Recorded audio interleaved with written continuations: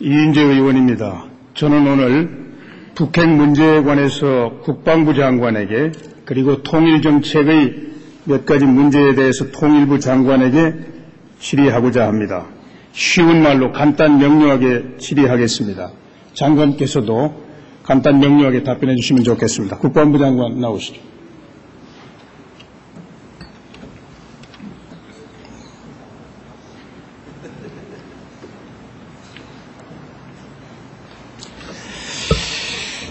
현재 우리 안보의 최대 위협은 무엇입니까?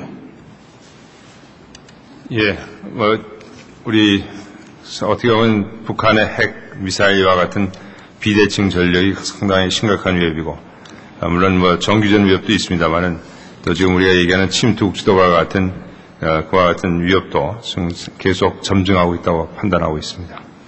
무엇보다도 북한 핵이 최대 위협이죠. 그렇습니다. 북한 핵에 관해서 질문하겠습니다. 1차 핵실험이 2006년 10월 9일, 2차 핵실험이 2008년 5월 25일, 그리고 지금 2010년입니다.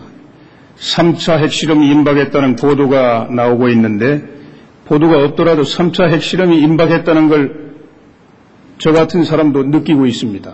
장관, 3차 핵실험 언제쯤 강행할 것으로 판단하고 있습니까?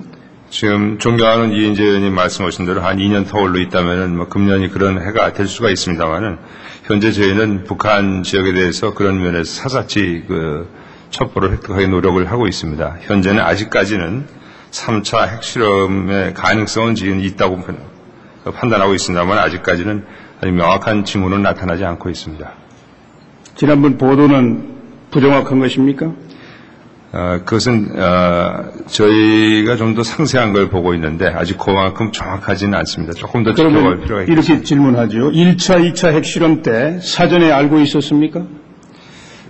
북한의 그 1차 및 2차 핵실험을 사전에 인지했는가 여부를 제가 말씀드리게 되면은 실제로 저희의 정보 능력이 노출이 되기 때문에 제가 말씀드리지는 않습니다만은 못하겠습니다만 그러나 대략 저희가 어느 정도 비교적 정확한 판단은 했다고 저는 생각하고 있습니다. 1차, 2차 핵실험 징후를 알고 있었다면 사전에 어떤 대응이 있었어야 될 텐데 우리 국민들이 볼 때는 아무 대응도 없었던 걸로 알고 있습니다.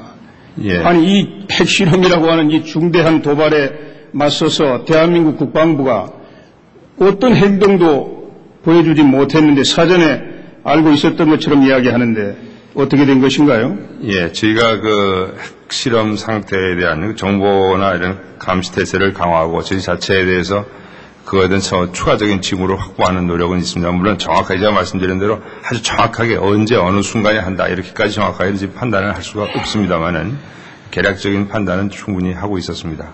그러나 저희가 할 수 있는 것은 제한된 부분이 있습니다. 지금 예상되는 3차 핵실험과 관련해서 미국하고 중국하고 어떤 대화를 하고 있습니까? 이걸 저지하기 위해서?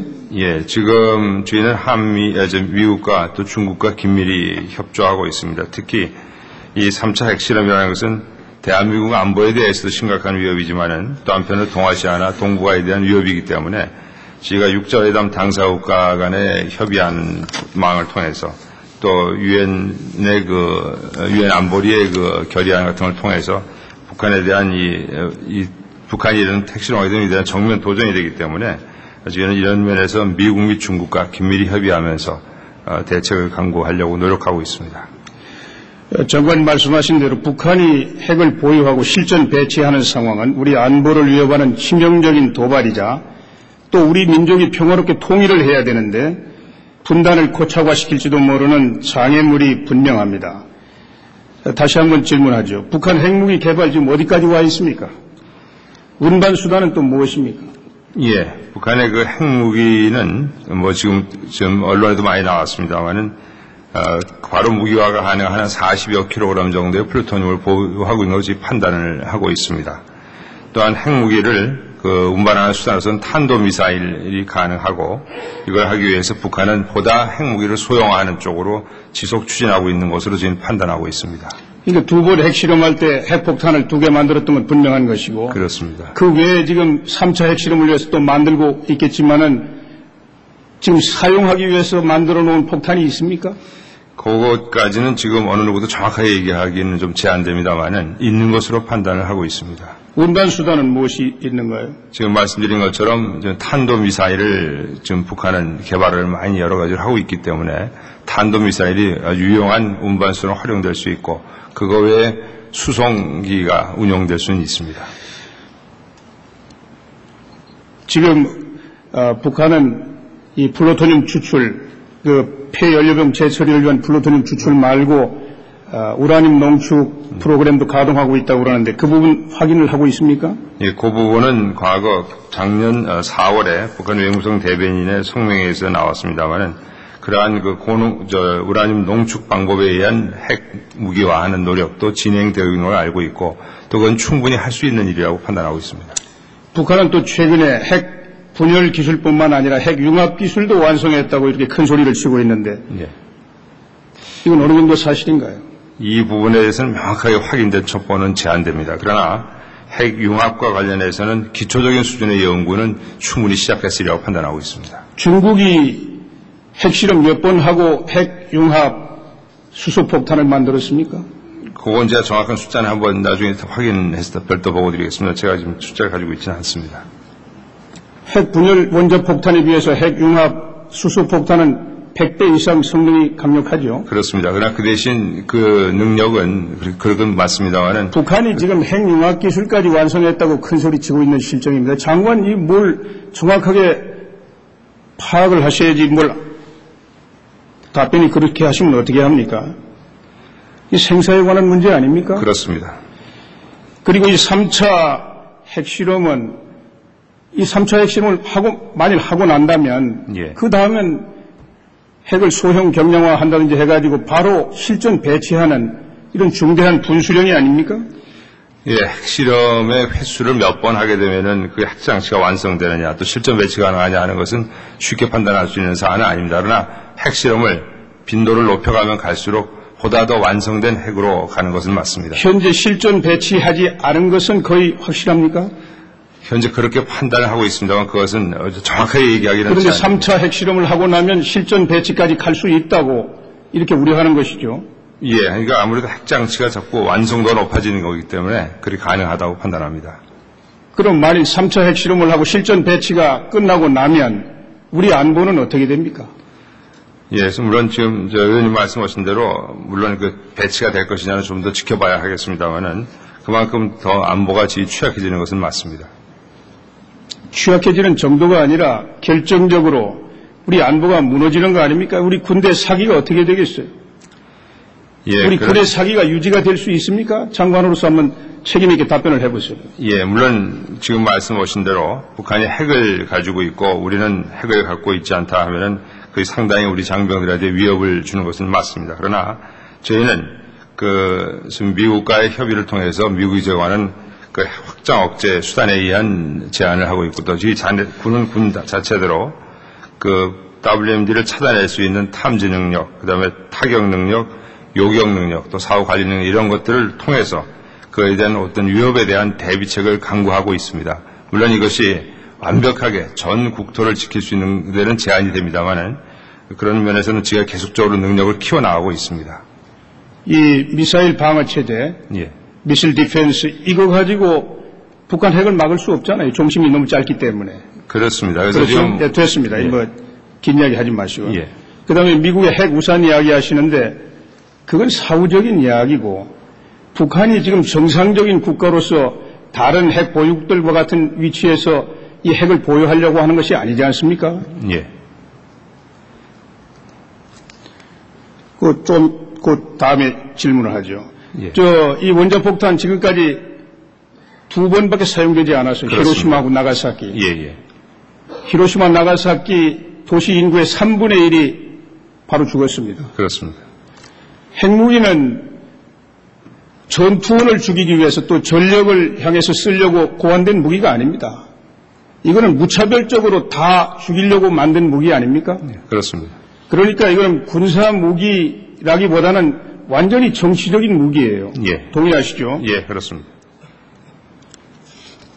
지금 장사정포 정도 가지고 걸핏하면은 서울 불바다 협박을 하고 있는 북한인데 예.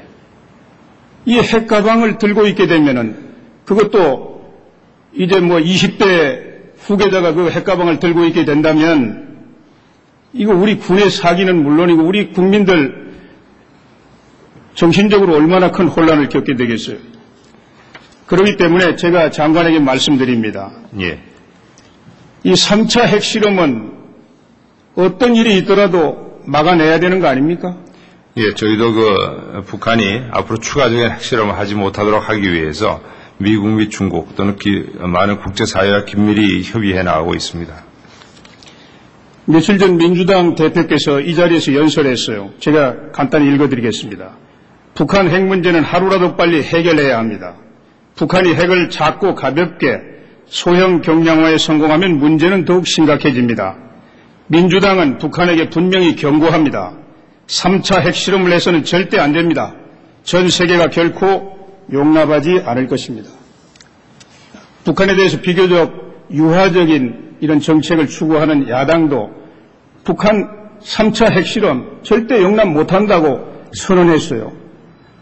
지금 장관, 이 3차 핵실험 어떤 대가를 지불하더라도 저지할 그런 결의를 가지고 있습니까? 예, 저희는 어떻게든 그걸 막기 위해서 정부 차원에서 또 저희 군은 군 차원에서 모든 노력을 기울이고 있습니다. 하여간 어떻게든 해서든지 북한이 앞으로 계속적인 추가적인 핵실험을 한다든가 핵을 발전시키는 사태가 하지 않도록 최선의 노력을 다하겠습니다.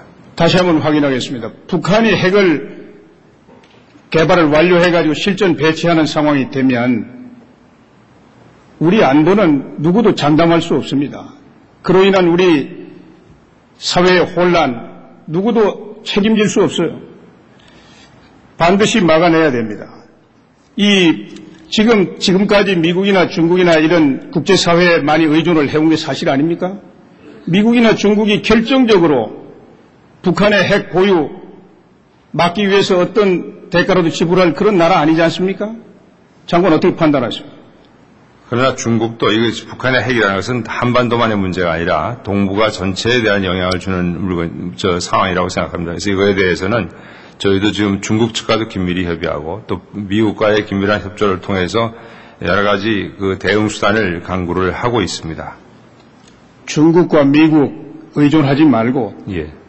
어떤 대가를 지불하더라도 3차 핵실험 또 실전 배치 이거 막아내야 돼요. 그렇게 노력하고 호미로 막을 걸 가래로도 막지 못하는 어리석은 일이 있어서는 안 된다는 점을 말씀드립니다.